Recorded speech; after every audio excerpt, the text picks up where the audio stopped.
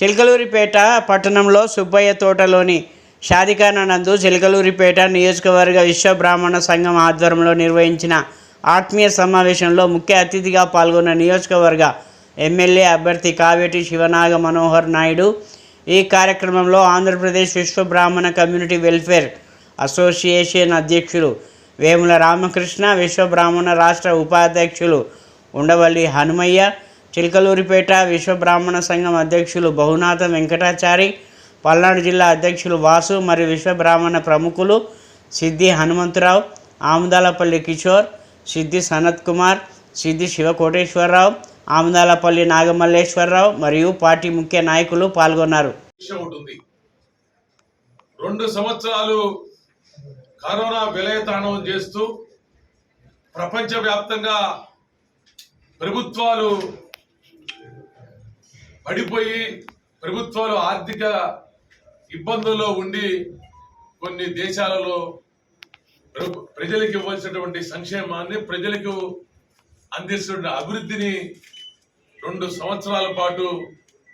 వాళ్ళు ఎత్తేసినటువంటి పరిస్థితి. కానీ ఈ రాష్ట్ర ముఖ్యమంత్రి జగన్మోహన్ రెడ్డి గారు కరోనా కష్టకాలంలో కూడా ఆర్థిక భారం పడుతుందని చెప్పి తెలిసినా కూడా, ఆర్థిక భారం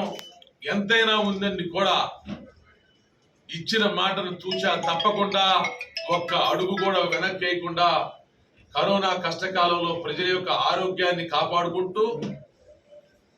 సంక్షేమ పథకాల్ని వారి యొక్క గడప గడపకు అందించినటువంటి ముఖ్యమంత్రి ఈరోజు జగన్మోహన్ రెడ్డి గారు అని చెప్పేసి కూడా నేను చెప్తా ఉన్నా. అదేవిధంగా కాపు నేస్తం 60,000 ఇచ్చేటువంటి దాన్ని 1,20,000 ఇవ్వాలని చెప్పి మేనిఫెస్టోలో పొందుపరచడం జరిగింది. ఈబీసీ కూడా 1,05,000 రూపాయలు వాళ్ళకి కూడా ఇవ్వాలని చెప్పి మేనిఫెస్టోలో పొందుపరచడం జరిగింది. ఆరోగ్యశ్రీ పరిధిని 25 లక్షల రూపాయలకి పెంచాలని, అవుట్సోర్సింగ్లో ఉన్నటువంటి 25,000 రూపాయలకి తీసుకునేటువంటి శాలరీ పొందేటువంటి వాళ్ళందరికీ కూడా ఈ నవరత్నాల కార్యక్రమాన్ని అమలు చేయాలని, రైతాంగానికి గతంలో ఇచ్చేటువంటి 13,500 రూపాయలకి తోడుగా దాన్ని పెంచి 16,000 రూపాయలు ఇచ్చేటట్లుగాను, అమ్మఒడి కార్యక్రమాన్ని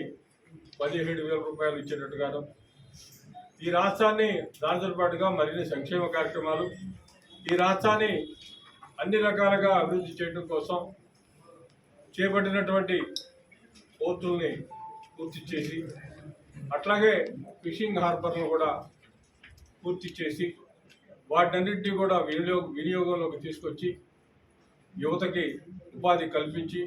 పారిశ్రామికంగా ఈ మేనిఫెస్టోలో నవరత్నాలు ప్లస్ అంటే పోయినసారి ఉన్నటువంటి నవరత్నాలతో పాటుగా ఇంకా కొన్ని కార్యక్రమాలని తీసుకోవడం జరిగింది. దాంట్లో